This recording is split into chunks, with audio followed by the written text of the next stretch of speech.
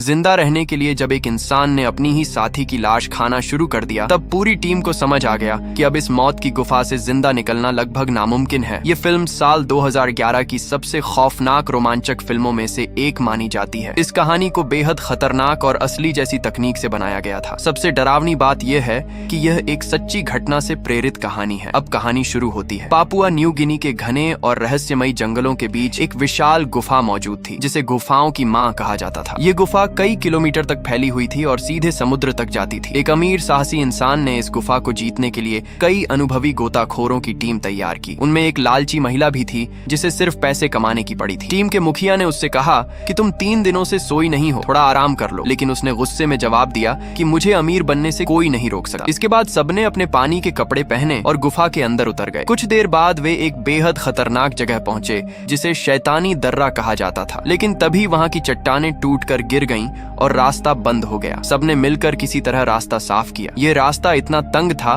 कि उसमें से सिर्फ एक इंसान ही निकल सकता था। टीम का मुखिया सबसे पहले अंदर गया और बाकी लोग उसके पीछे बढ़ने लगे। तभी भारी शरीर वाली महिला उस संकरे रास्ते में फंस गई। काफी संघर्ष करने के बाद वह किसी तरह बाहर निकल पाई, लेकिन तभी उसकी सांस लेने वाली नली फट गई। उसकी सांसें रुकने लगी। मुखिया ने तुरंत अपना सांस वाला मुखौटा उतार कर उसे दे दिया, लेकिन स्वार्थी महिला ने मुखौटा वापस लौटाने से इनकार कर दिया और लगभग उसकी जान ले ली। काफी संघर्ष के बाद उसने अपना मुखौटा वापस छीना, लेकिन तब तक बहुत देर हो चुकी थी। महिला दम घुटने की वजह से मर चुकी थी। जब मुखिया उसकी लाश लेकर वापस आया तो एक युवक ने गुस्से में उसे उसकी मौत का जिम्मेदार ठहराया। उधर जमीन के ऊपर भयंकर तूफान शुरू हो चुका था। बारिश का पानी तेजी से गुफा के अंदर भरने लगा। अब सभी को समझ आ गया कि अगर वे जल्दी बाहर नहीं निकले तो सबकी मौत तय है। टीम ने रस्सियों की मदद से ऊपर चढ़ने की कोशिश की, लेकिन तेज पानी का बहाव इतना खतरनाक था कि विशाल पत्थर तक टूटकर नीचे गिरने लगे। एक मजबूत इंसान ने अपनी जान जोखिम में डालकर पत्थर को रोके रखा ताकि बाकी लोग ऊपर चढ़ सकें, लेकिन आखिरकार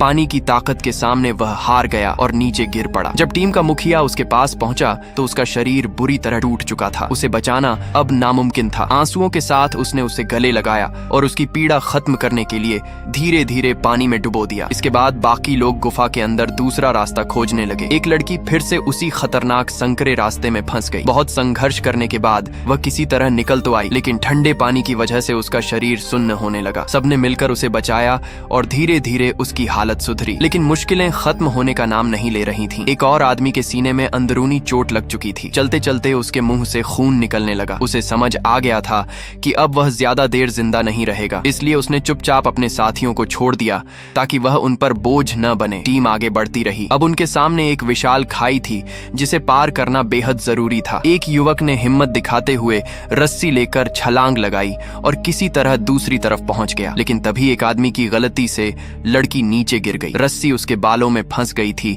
और दर्द से वह चीखने लगी। घबराहट में उसने चाकू निकाला और बाल काटने लगी, लेकिन गलती से रस्सी भी काट दी। वह गहरी खाई में गिर गई और हमेशा के लिए गायब हो गई। इसके बाद टीम का एक स्वार्थी सदस्य अकेले भागने के लिए सारा पानी वाला सामान लेकर नीचे उतर गया। काफी देर बाद बाकी लोग आगे बढ़े और उन्हें एक गुफा मिली जहां बाहर निकलने का रास्ता दिखाई दे रहा था, लेकिन वहां पहुंचने के लिए उनके पास जरूरी सामान नहीं था। भूख और डर धीरे धीरे सबको तोड़ने लगे। कुछ देर बाद उन्हें वही स्वार्थी आदमी मिला जिसकी हालत किसी पागल इंसान जैसी हो चुकी थी। वह भूख से तड़प रहा था, लेकिन तभी टीम के मुखिया ने पास में लड़की की सड़ी हुई लाश देखी। उसे समझते देर नहीं लगी कि वह आदमी जिंदा रहने के लिए अपनी ही साथी की लाश खा चुका था। यह देखकर सब दहशत में आ गए। उस आदमी ने पागलों की तरह हमला कर दिया। लड़ाई के दौरान मुखिया की रीढ़ पत्थर में धंस गई और वह बुरी तरह घायल हो गया। अब उसे पता था कि उसकी मौत तय है। उस